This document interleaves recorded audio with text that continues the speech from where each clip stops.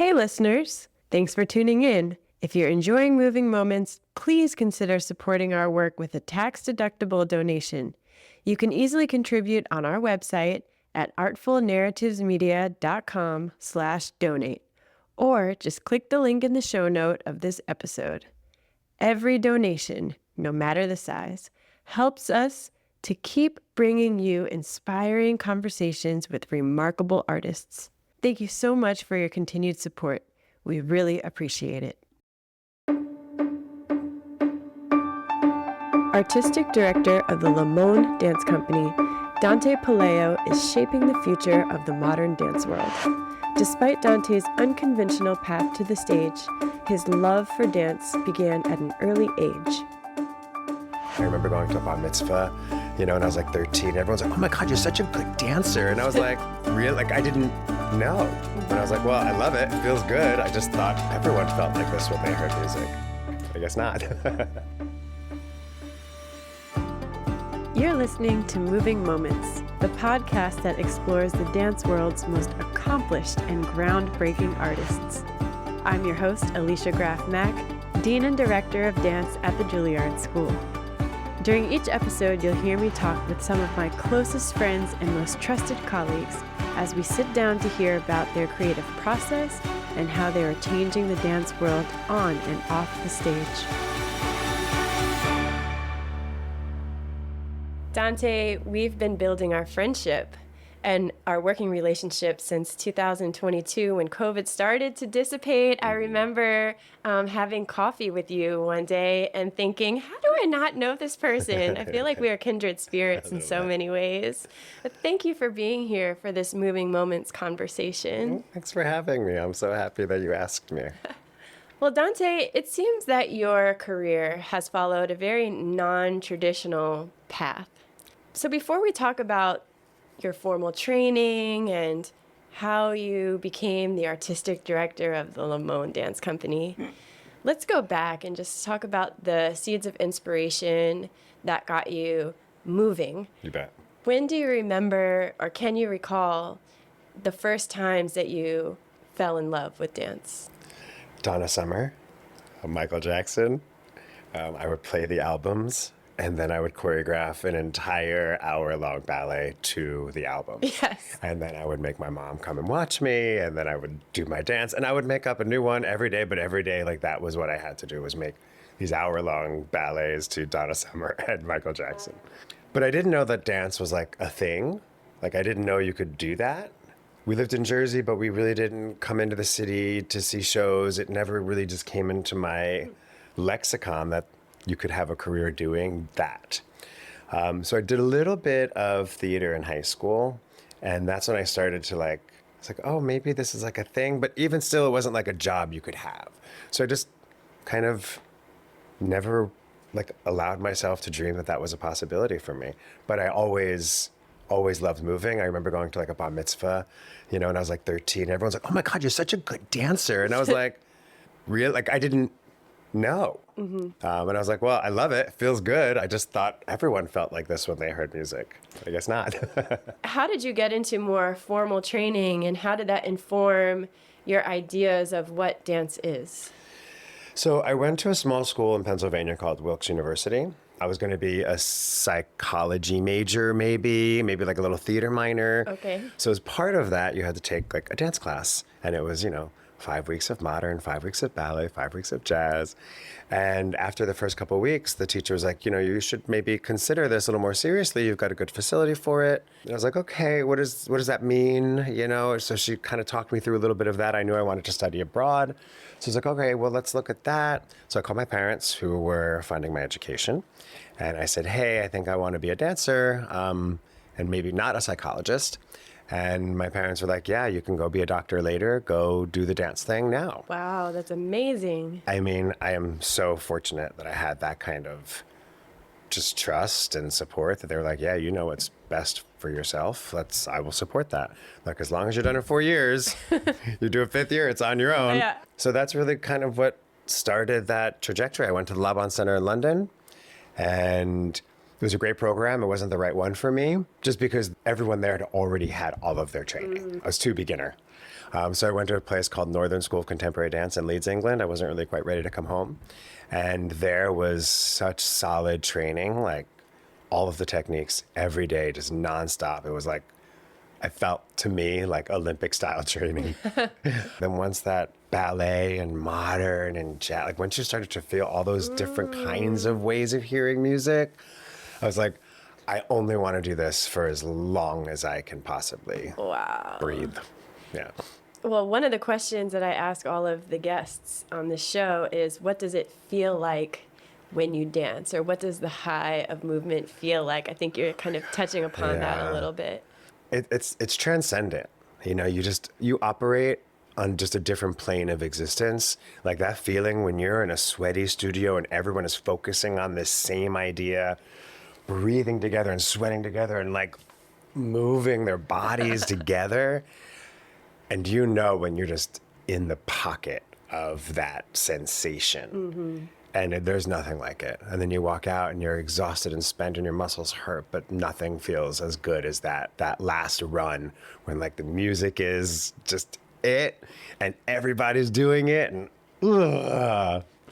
Amen. I know that feeling. I know a lot of listeners know that feeling. Thank you for articulating that so beautifully. And if you were sitting here with us, you'd see Dante in full out choreography in his chair right now. This might be a little bit of a personal question, but I read in my research that while you were studying in London, you found yourself. You found a new confidence in your identity. Did that liberation and coming out have anything to do with finding yourself in movement and expression and artistry? That's such a good question. And one I feel like I have taken for granted for so long because it was such an organic moment and it fed so much of where my life went from there that I don't even unpack it a lot. But yeah, I remember walking home from class one day and I felt like the release of my ankle, like as I was walking, and I was like, I just felt my feet on the ground and I'd never been in my body. I never felt my body in that way. It felt like there was this chain reaction of releases inside of my body. And I remember going out maybe that weekend or something and meeting a boy, and I got really excited about it. And even though I had talked about being gay before, and even though I was like, oh, maybe I'm bisexual, I don't really know. It was at that moment that led to the other series of moments of, oh, okay, I'm in my body, and this is what my body needs. It needs a connection with another human being who is like me in certain ways. And there was something about, for me, being held by a man that I was like, oh, this is what I've been missing. Like, this is what feels whole in a way that I didn't know I wasn't whole. Once I felt that sort of ownership over myself, that agency, I feel like the dancing started to shift. Yeah, I mean, dancing is a somatic experience. And to really use your body as an instrument, you have to know it inside and out. I always just find it so fascinating, even the idea of feeling yourself walk. I mean, literally grounded, right? Yeah, exactly. We'll get into your love for the Limón technique, but much of that is around rooting yourself into the floor, and I feel like that's metaphoric for so many life discoveries. Yeah, like how can you grow from something if you don't have a place that you're growing from? For me, that's how I felt. Absolutely. When did you take your first Limón class, and did you know anything about Jose Limón or the Limón technique? I didn't have any real background until I started taking like the dance history classes, and they start to deconstruct all of that. That first teacher I had, Kristen Degnan at Wilkes University, the one who kind of set me off on my path, she taught like a Limón-based modern class. I didn't know what that meant at the time. I just knew that the movement felt good. Then at the Laban Center, I had another woman named Janet Shaw who taught a Limón-based class, and I didn't enjoy her class. The focus on the technique was different than my understanding of how I talk about it and experienced it. So that was like, I was like, oh, well, maybe this isn't really for me, and I was really getting into ballet at the time. I was like, yes, I want to do this. And that was really like, ooh, it just felt so good. There goes a leg, y'all. There goes a leg. The leg just went up, fully pointed. I was like, ooh, like that's like that sort of command felt so right. And then I was taking Graham at the time, and like that felt really good. So I was living in that world. I graduated from University of the Arts. So when I went there, I had a teacher named Gabe Masson who danced for Doug Verone, who taught a Limón-based class. And then I felt like I was able to put all the pieces together, like all of the strength that I needed because I had none that I developed in those other techniques, combined with what I was learning in this Limón-based class, which was really about how you thread the steps together versus doing the steps well. That threading, that understanding of transition from this moment to that moment was where I started to discover how to use my weight and how I understand the Limón technique to resonate. And so that was when I was like, oh, this feels right. Like all of a sudden I'm no longer just doing steps, but I'm telling a story through movement, and it's really the transitions that are telling you the story. You know, because everyone is making the shape, but how you get from that shape to that shape is completely independent to the art, or completely individual to the artist, because they are the ones making the choice of how they use their weight from one thing to the next. I love that idea. So many people asked me about the curriculum at the Juilliard School and why some of the foundational techniques are still taught so deeply here. And that's exactly why. The Limón technique informs the dancers, informs their understanding of movement in such a full and transformative way. It's really interesting to see them go from kind of like have their Bambi legs, you know, when they're coming in first year, to then rooting themselves down into the ground and learning how to fall and how to release and connecting, as you said, all the pieces together, connecting all the dots from all their different technique classes into this one technique. Yeah. Tell us about the audition for the Limón Company. What inspired you to audition? What was that day like? You bet. It's a good story. So I was dancing with Carolyn Dorfman Dance Company at the time. And at the time for Limón Company, you auditioned on a Sunday, and then you had a week-long callback. And then on that Friday, your final thing, and then maybe on Saturday, Carla Maxwell, who was the director at the time, would make the call. So I went on the Sunday. I got called back for that Monday, and I told Carla, I'm like, I'm sorry, but I'm dancing for Carolyn. I can't come back this week. And Carla was like, well, you know, you're a beautiful dancer. Please stay in touch with us. Please come take class. And I was like, great. Thank you so much. I was so excited. I really went to the audition just to see where I was, how I stacked up in the scene at the time, because I really had such little context. And that Friday, the Carolyn Dorfman Dance Company was actually having a showing at the Limón Studios. Oh, well, that was lucky. I know, right? And I guess I kind of knew it. I'm sure I must have known. So we had our performance that Friday afternoon or evening, and after the show, Carla came up to me. She was like, what are you doing tomorrow? Saturday afternoon. I was like, nothing. She was like, do you want to come in and work with me a little bit, just one-on-one? And I had no clue why. It didn't dawn on me that I was still auditioning. I was like, oh, maybe just to work with me, just to whatever. And so I worked with her for about 20 minutes on the Misa Breva solo. And literally after 20 minutes, she offered me the job. Wow. And I was totally exactly like your face right now it was exactly mine. I was like, what? Are you? Wow. I called my dad and I tried to explain it to him. He was like, so like, you got to talk me through it. I don't really understand. He's like, is Limón like the Yankees? I was like, yes. I just got to join the Yankees of dance. Yes, that's exactly right. That's amazing and definitely true. And yes, Dad, you nailed it. You nailed it. Well, what was it like to join that company, and what did you feel like was your role in forwarding the legacy as a dancer, understanding, you know, your place in this great American modern dance company? I will say that I don't think that I understood the weight of the job at the time. I feel like my company now has a really deep inherent respect for the legacy. I knew that I was walking in as a student. I mean, Carla Maxwell was still dancing.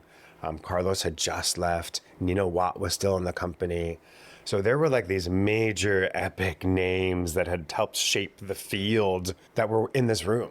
So I knew that I was there just to like absorb as much as possible and be as good at what was being asked of me as possible. I got to work with Donald McHale my first year, and he said a duet on me and Kimmy A. Corwin. And, I just don't think I understood just how important this moment was, these moments were. It was just like, okay, well, I'm here to dance and let's do this dance thing. And I got a job. Oh my gosh. It sounds like even though you probably didn't do this intentionally, you went into each stage of your life with a beginner's mindset, which is really of being a student. Yeah. No matter where you are on the spectrum of your professional career. I talk about this all the time with students and young people that I mentor is you have to stay curious, especially as an artist. When you step into the room, when you step into the studio, I'm sure when you even step in a boardroom now, to have that wonder still about what we're doing as artists. Yeah. How many years did you dance with Limón? And can you recall one of your most memorable moving moments with the company? Yeah, you bet. So I danced from 2000 to 2002, and then I left to do some musical theater and film and TV and all this kind of cool stuff. I was really excited to do this other world because I really felt like I missed out on it because I dove right into concert dance. And then after being away for a couple of years, I really missed that kind of dedication that happens inside of like a dance studio that's for concert dance. It's like a lab. Yeah, it's different when you're getting ready for a show and then you go on the road and you do that show. And I loved that life too. I loved those people. I met my husband that way. Like beautiful, beautiful life.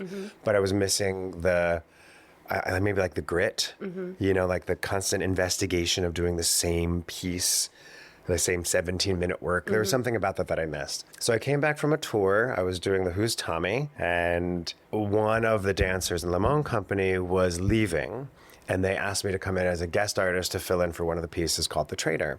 So I came in, I learned the role, I got to perform a couple times, and then someone else was leaving, and then Carla was like, are you interested in rejoining the company? She didn't even finish the question. I said yes. And that was in 2007. I see. And then I stayed until 2015 when I went back to get my graduate degree. And it was probably that first year when I was back, we were doing The Traitor. We were in Ravello on the Amalfi Coast in Italy with the women of Graham and the men of Limón. Wow. So it was my first time seeing Chronicles. I was like, what is happening? It was just mind blown. So I got to see that the night before. And now we're up and we go out on the stage. Now the stage is set into the side of the mountain, which is inside of a castle. The castle is completely dilapidated, so it's open. So you're just sitting in the castle ruins as an audience. And then you're looking out at the stage, and the backdrop of the stage is the Mediterranean Sea. Come on. There's nothing, like, look up Ravello. Like, just look it up on Google and you will see the pictures. So we come out in the second act. They were holding this tablecloth, and you can't tell how the dancers are holding the tablecloth, and I'm not going to tell you here either. But as you're walking through, like, there's a moment where you stop, and you have, like, 6 of the dancers holding this tablecloth pretty taut. And all of a sudden, this breeze comes through, and the bottom of the tablecloth just slightly moves a little bit. Now, The Traitor is a story between Jesus and Judas from Judas's perspective at Gethsemane. So you're at the Last Supper in Italy with the Amalfi Coast and the Mediterranean Sea inside of this castle, and then just this tablecloth blowing ever so lightly, which would never happen in a theater, only outdoors. And I completely lost. I was like, yes, this is everywhere I'm supposed to be. It was everything everywhere all at once or whatever. It was like, that was the moment. Wow. Yeah, that's super cool. I'm sure the gods were also watching. 100%. Judas was like, That's yes. right. That's how it went down. That's me. Oh, amazing. You then left the company in 2015. Was it that you were ready to pursue something else, or was it your body was ready to pursue something else? I mean, there was a couple of reasons. The body was okay. I think the bigger problem was the way that people consume modern dance. We weren't getting the kinds of bookings that I felt we should be getting. We weren't doing the kind of tours. We weren't working as steadily as I had hoped at that point. And we had had our season. They gave us our tour schedule for next year, and it was super light, which meant I was going to have to like wait tables or try and audition for other companies or do other things. And I'm like, I'm 40. Like, I don't want to go back to waiting tables. Like, I just can't do it anymore. I need something else for my life. And it's a shame because I love this work and I love these people. Like, why aren't we working more? Like, what is going on? So I was like, I have other things I have to do with my life. I don't know what that is. I feel like there's untapped potential. I don't know how to tap into it. And so I was speaking with a counselor, and they're like, well, what did you originally want to be? I was like, well, a therapist. That's what I wanted. They're like, well, what about that was so important to you? And I was like, well, helping people. And before I started dancing, I was really quite depressed, and I was like, dancing really woke me up, like we were talking about earlier. And once I came into my own, dance did that for me. And the person was like, well, then why don't you just invest in what you already know and use dance as part of that bridge? And I was like, I hadn't really put that together. So I started looking grad schools. I ended up at UC Irvine with Donald McHale, which was fascinating. So I ended up going back to school for dance because that's what sort of like pushed me in that direction. And I know from there you went on to become a professor at Troy University in Troy, Alabama. Okay. Learning experience. And then University of Florida. University of Florida. And what did you find being on the other side, becoming a teacher, now tooled with all of this information from your bachelor degree, from your master's degree, and from a life as a working performer? I felt that I could help create dance advocates for the world. I knew that when I walked into a space, I loved what I did so much. I loved dancing. I loved moving my body. And I knew that I had the tools to share that. I knew that I had fun ways with which to share it, to really engage people, whether that was my choice of music or how I spoke about the material, and really kind of injecting this youthful energy into it, which I didn't experience when I was learning the Limón technique as much.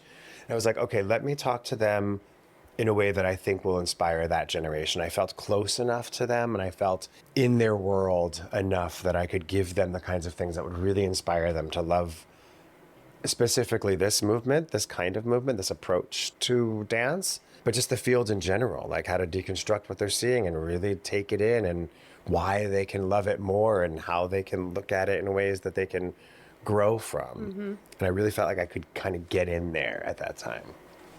Wow. Yeah, I feel like the college age student, it's such a special time for them. And especially being in a university setting, you are tasked to go deeper. You know, it's not enough just to learn a technique. It's not enough just to, you have to ask the questions why. You have to ask the students to tap into their communication skills, their analytical skills, their discourse, and have conversation. And I think that's so important to a student's growth. And it sounds like that was something that you were really interested in at the time. Yeah. How did you make the transition from being a professor in higher education then to returning back here to New York to lead? Magic. I believe in magic. I believe in honestly. magic. Well, when I went to grad school, the first day, you know, you're sitting around and Loretta Livingston says, what do you want to write your thesis on? And I was like, I have no idea. And she was like, just say something, whatever. And I was like, well, and then my idea about like why I left the company, I was like, well, I left the company because I felt that modern dance, that Limón company wasn't being seen in the right light and wasn't being curated in a way that was accessible to a younger audience. It wasn't cool. And I don't understand why what we're doing isn't cool, because I love it and I think it's cool. Like, that was really just what I said. And she was like, yes, start thinking about that. And that idea turned into contextualizing mid-century modern dance for the contemporary audience. So that research led me to interviewing Janet Elber Graham and Colin Connor, who was the director of Limón at the time, and Alistair McCulley, and just talking to all of these people in the field that were shaping the field at this moment. And I really started to understand that modern dance was defined by the writers at the time. Louis Horst and Edwin Denby and John Martin, they were having these conversations with these artists, writing about what they were seeing. People would read it, then they would go see the show, and then they would read about it afterward. So there was this whole process. This discourse with the critics and the journalists and the historians. Yeah, so there was like this field being shaped like kind of collaboratively between writers and artists and audiences, and everyone was sort of going through it together. And then that started to change, second generation, postmodernism, so many things shifted what that could look like. And so my work was really diving back into that and how we could revitalize that for this contemporary audience. So Colin Connor, who was the director of Limón at the time, he called me, he was like, I really think your research is great, and I think you should give a presentation to the board. I was like, cool. Again, had no idea why. Was just like, cool, yeah, I'll do that. That sounds great. I would love to do that. So I give the presentation. A couple weeks later, they let me know Colin Connor will be submitting his resignation, and they would like me to submit a letter of interest. Wow. And that led to a letter of interest. That led to a very long conversation with my husband, because we were living in Florida and California. He was in California. Oh, goodness. And neither one of us were really interested about moving back to New York. And so I said, what do you think if this were to come true? Are you ready to go back to New York? And he was like, there's no one better for this job than you. Yes. I was like, okay, let's do this. So one thing led to another. COVID happened. Oh my gosh. Yeah, it was wild. And then I think I was home back in Florida maybe a week when the board called, and they're like, we'd like to offer you the position. And I'm like, of a performing arts organization in COVID, like what? In a pandemic? Totally. So I got a phone, I cried from excitement and then cried from absolute fear, and then just started to pick up the pieces and figure out what we were going to do. And I mean, it was sort of a blessing that it happened that way, because like the way everything ended up unfolding is, just we got to really look at who we were, why we were doing what we were doing, and what it meant to be doing it in this world. And everything that happened after March, going into May and June, and, George Floyd's murder and all of these society-shifting, world-changing events completely reshaped why we were doing what we were doing and the kinds of relationships I was going to have with the dancers, and what leadership was going to look like was going to be vastly different, which again was really scary. It's like the idea that you could be causing harm and not even know it because of these biases that you don't even know you have. And like all of a sudden you're a leader and you're like, how do I do right? And also knowing that you represent a company that represents the American cultural scene. It's like you want to make sure that you're on the right side of history and understanding and community and culture. Is amazing. So now you're 4 years in, is that right? I know, it's crazy. Wow, 4 It's years crazy. as the artistic director. Does that statement make you nervous? Have you achieved some of the things that you've sought out to do? Yeah, I mean, it's been the wildest ride because you had no idea what was going to be happening. When I started, there were no performances, so it was just, okay, let's figure something out. I really wanted to expose who Jose was, like why he made the works he made, and reintroduce our audiences to him as a person and not this figurehead, like who's a real man who's going through this stuff. Let's pair his work with other choreographers that have gone through similar things, and let's talk about those things, because that's what makes the art great, is by getting in there and understanding it and getting closer to it. One of the choreographers I worked with, Raul Tamez, he was the first Mexican choreographer to create a work on the Limón Company since Jose. Wow. So that for me was like a really, really significant homecoming. That piece ended up winning a Bessie. So I felt validated in that way, that I was like, okay, I'm making the choices that give the company credibility and visibility in the scene in ways that we haven't had. And continue to innovate forward. And then create platforms for voices that need to be heard, other Mexican choreographers. Like I have to honor what that is in order to move Limon's story forward, move the company's story forward. And my board has been so amazing and supportive. That I come up with these ideas, and they're like, yes, that sounds really exciting, or yes, that's really scary. We probably should do it. And so I like that. That's scary. And that's we should scary. do it. We should probably do it. So yeah, it feels like there's a momentum to where the company is going. And I hope to just keep like ushering that along. It's such a big job. How do you feel in the day-to-day, and what do you do just to get through the day? I mean, I'm sure the day is so layered with various responsibilities, but then also you want to balance your life. Emails, a lot of emails. Yes. Lots of emails. But I'm getting better at like managing my time. Like, what am I doing today that's going to set us up well for next year or next month or tomorrow? So I see the fires, like what needs to be addressed right away, what is sort of like middle distance, what's happening next year that needs to be addressed, and what's happening big future planning. So I love kind of helicoptering in and out of like the granular, the micro to the macro. I love networking. I love going out to see shows. I love that I've made these new great relationships. I love that we've become friends. I love getting to see you out and talking and hanging out and just, like brainstorming and thinking about what we can do for the future, what we can do for the field, what we can do for the students, what we can do for the dancers. How many different ways can we all come together to create something really beautiful and sustaining? And I love being part of those conversations. Yes, that's been life-changing for me to be able to listen to you, understand what you're doing at Limón, and then collaborate and understand that we're trying to move in the same direction and move the field forward. So it's like the job kind of bounces between all those places. And how much time do you spend in the studio? Do you find yourself dancing, teaching, coaching, staging? Do you have time in the studio? We were just having this conversation because I had my review, and Who reviews you? The board. The board reviews me. And they take a survey from the company and they submit their response, and they're like, one of the things that is wanted is you to be in the studio more. And I was like, well, then I'm going to need a couple of assistants. Somebody else is going to need to do those emails. Can someone handle my schedule, please? So it's like just the joke, but it's like, okay, you hear that, and I want that, especially if they want more of me. I want to be able to give more of myself to them.